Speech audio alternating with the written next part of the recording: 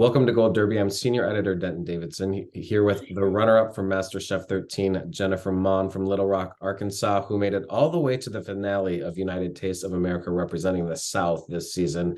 Jennifer, what went into your planning of that final three-course meal? You were mixing your Southern roots with a little French cooking flair. How did you come up with that? I had the opportunity to go to culinary school for the last 3 years, graduated with a pastry arts degree, graduated with a culinary arts degree just recently. And so I wanted to include my Southern heritage, but also mix in some of the French techniques that I had been studying and also, bring that Southern flavor, but elevate it with that twist. What sort of nerves were you having when the judges then went off? You guys completed. Well, first of all, let me start with this. What was it like just to finish and just be done with it? And then after that, the judges go off. What are you thinking as you're just standing there waiting? It's almost indescribable because there's so much intensity and pressure, and I wanted to do my absolute best to represent my hometown and my home state. And so it was all these, feelings all in one. My family standing there and their, huge smiles on their faces. And it's this feeling of, I've done my best. I put my best foot forward, and now it's in the hands of the judges. So it was just a whole bag of emotions all at once. And I found myself, not because I was nervous or nervous about the outcome or nervous about the TV production around me, but I found myself tearing up because that day represented 8 weeks of hard work and 8 weeks of growth as a chef. And so it just was such a feeling of accomplishment as well.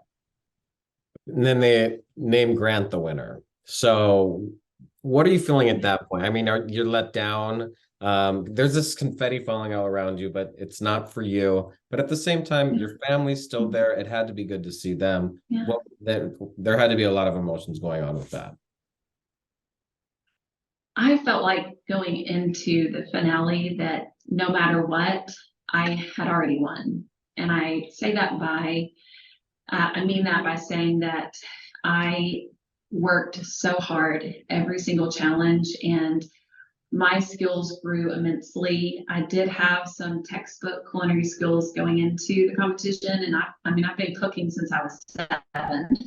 So, I had the passion, the want, the heart, and then a little bit of an educational foundation, but I had never cooked in a professional kitchen. And I got to do that in Hell's Kitchen. And even though that was the craziest, wildest experience with Gordon, breathing down your neck and, all the pressure and food being thrown and all that, I felt more alive and at home in that situation than I have at any time in my professional career. So I felt like once I got to the finale, I made an amazing replication of a cake. I had, won a few of the challenges. I led a team to victory. I had cooked on a grill and made a beautiful dish. So I'd done all these things that I was so proud of that once we got there, I had a couple different goals. I wanted my lobster to be cooked perfectly. I wanted my venison to be cooked perfectly. And then I wanted to nail that dessert. And I thought, no matter who they call here, I feel like I came here to do what, I feel like I accomplished what I came here to do. What was the most stressful and difficult challenge that you had when you think back on the whole season? I think the last 3 challenges, bar none, were the hardest. I have cooked cakes for a long time, so that cake challenge, that was easy for me. But going from the restaurant over straight into the pasta challenge and then the Gordon cook along, I have not felt that much pressure and intensity, I don't think, in my professional career, my entire life. So that was tough. And to have made it into the finale, I just was humbled and honored to be there because, every week, every challenge, I would think, okay, I'm going to put blinders on and I'm just going to work my tail off and, try to do my best and we'll just see. And then we'll think about the next one. I didn't start this competition thinking I'm going to win. I started this competition praying about it, asking the Lord to open the door if he was willing, and then, the door was opened. And so every challenge, I felt like the door kept being opened. And so to make it that far, I just was so humbled for the opportunity to cook on that national stage and do it in front of my kids. And oh gosh, sorry, I've already saved the intro, and just seeing my kids smile and how proud they were. Yeah, but just to be able to do that in front of my kids and perform well, no matter what the outcome was, I just was thrilled overall with the entire experience. Well, one of the moments for me that stressed me out for you was that tag team challenge with Charles. That was brutal because you were in danger going home. Yes. Thankfully, they only sent one of you home, not the pair like they did in the wall challenge. They sent both home. But I mean, you were cutting it close that week. I mean, you and Charles just did not mesh in that challenge. How scared were you in that time that you were about to go home? I certainly thought that it was a possibility. The dishes that we cooked during that challenge, each one of them, I made homemade pasta. I cook proteins for my family, friends. I mean, I cooked for a dinner the other week with the South Cast, and we made 80 perfect fillets, not one setback, all perfectly medium rare, perfectly seasoned. And I'll say that during that challenge, I was surprised how much feedback and guidance I was having to give. I thought it was going to play out differently. And so I'm trying to be very respectful, with my words, because I love Charles, and I was very sad to see him go, and he's a very talented chef. But that put me in a difficult situation that I wasn't prepared for, honestly. I just kind of thought we would both work and hold our own, but then remind each other of things. And instead, I was given a lot of direction, answering questions that I was surprised about, and so it made it so challenging. And some things happened off camera that I think he's alluded to, that weren't shown, that I think would have helped the viewers understand why our plates look like that at the end. But yes, I made some mistakes in that challenge, and I knew that there was a chance I could go home. Yeah. And I spoke to That Charles. was probably I spoke with Charles, and he did say, I was just going to say, he froze up. He was like, I just froze up. He's like, there was a lot going on. And I mean, he takes a lot of full responsibility for that as well. But you had a lot of most emotional moments throughout the season. There were definitely tears. You have a husband and 6 kids, and you dedicated your lives to them. This is your moment, and you're very clear about that. You want to take this time for yourself.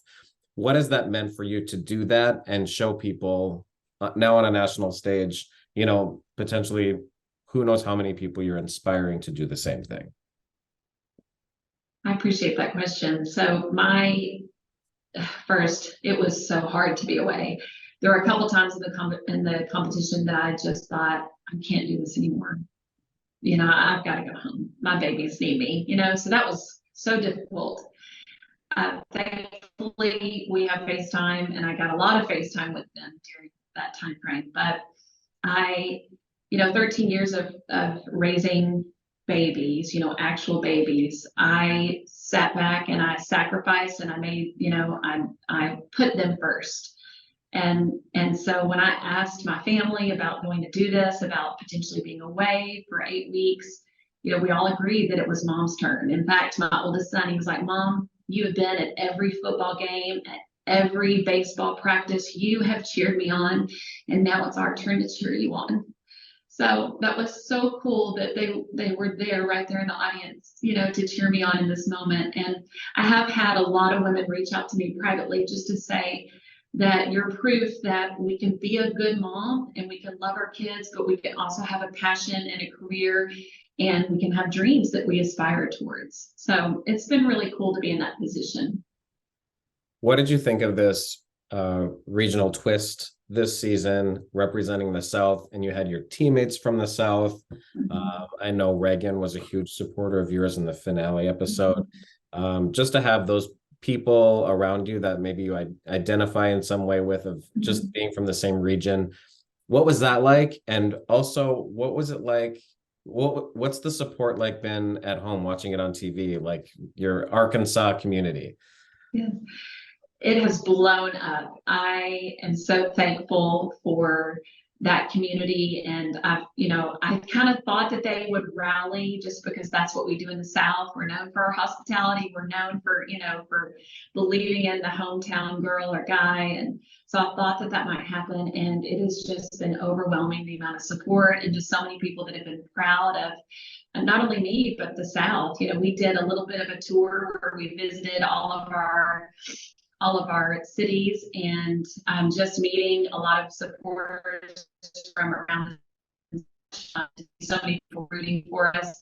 I Southern twist because it gave us an opportunity to highlight the wonderful cuisine that we have all across the South.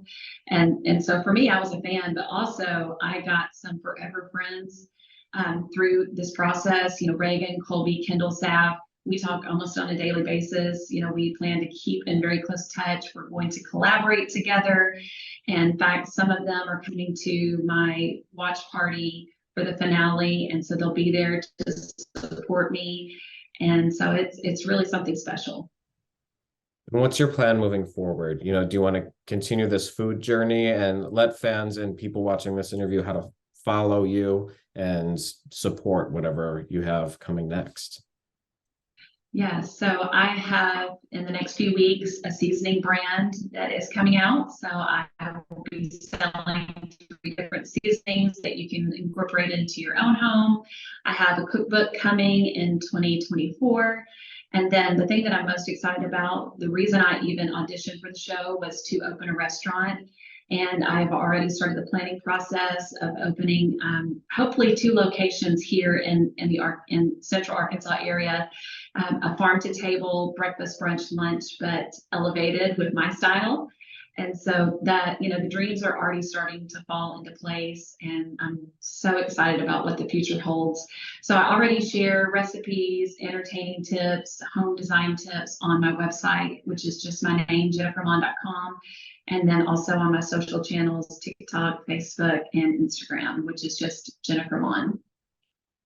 Well, we certainly look forward to that, and congratulations on an incredible season and reaching that finale. And thanks for sitting down and chatting with Gold Derby today. Thank you. Nice to meet you.